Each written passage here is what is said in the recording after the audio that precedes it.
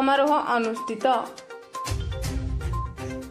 जाजपुर जिला बेंझरपुर ब्लॉक अंतर्गत बाबा बरुणेश्वर पीठ मंडप ठारे अटल बिहारी वाजपेयी महाप्रणय दिवस रे तांको स्मृति मने पकाइबा उद्देश्य रे वाक्यांजलि समारोह सभा वाक्यांजलि परिषद पक्षरु अनुष्ठित हो जाइछि।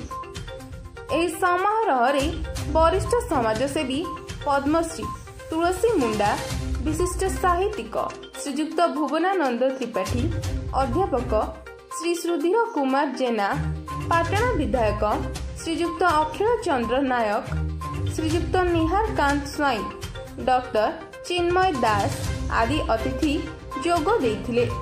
उपस्थित अतिथि माने वाजपेयी स्मृति चारण करिथिले। एही अंचलरू निमंत्रित अनेक क्षेत्र में पारदर्शिता लाभ करिथिबा व्यक्ति विशेष को सम्मानित करा जाइथिला। कवि और कवियत्री माने कविता आवृत्ति करथिले। एही सभारे ग्रामांचलर लोक माने उपस्थित होई वाजपेयी स्मृति चारण करथिले।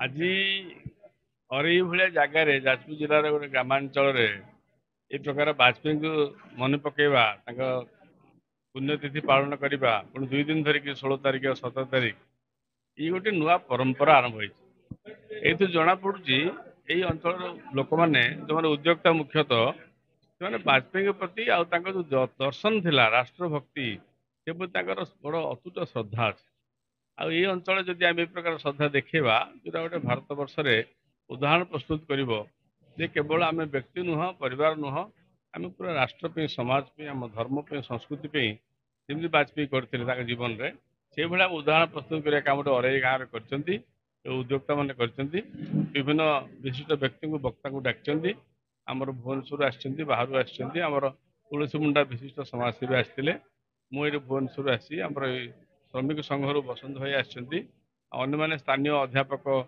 समाजसेवी मैंने उपस्थित थे। यही अवसर में आम स्मरण करने सांगे सांगे देखिली केतुड़े स्थानीय जो मैंने विशिष्ट लोक निज निज क्षेत्र में भल भल कम कर सुनाम अर्जन कर संबर्धना करागला मानपत्र दिगला। गोटे भल परंपरा भल कम प्रशंसा हवा दरकार भल लोक को आम आग को नवा दरकार ता मन से आग्रह हम उत्साह हम कम कर प्रेरणा पाइब से ये गोटे भल कम भल परंपरा भल व्यवस्था यहाँ देखी मुझे खुशी आनंदित। मुझे भुवनेश्वर आसी आम सब लाइन रे किसी ना कि कम करूँ वाजपेयी विषय में आम सब अध्ययन करूँ विषय किसी आम रचना रखुचु से विषय प्रचार प्रसार कम करुचु आम शुणिलु जो प्रकार कम होमको निमंत्रण मिलला आम आसी पहुँची गलु। ये कम आर वर्ष आसन वर्ष हम साधारण लोक बुझे अंतर हृदयंगम करेंगे जीवन में पालन करेंगे यह आशा करी मुझे उद्योक्ता मानक मो तरफ मोर धन्यवाद दूसरी कृतज्ञता जनाऊँगी और कम पे साधुवाद जनाऊँ। जाजपुर वीडियो जर्नलिस्ट जीतू करंक सह अमीन अली, डीडी ओडिशा लाइव।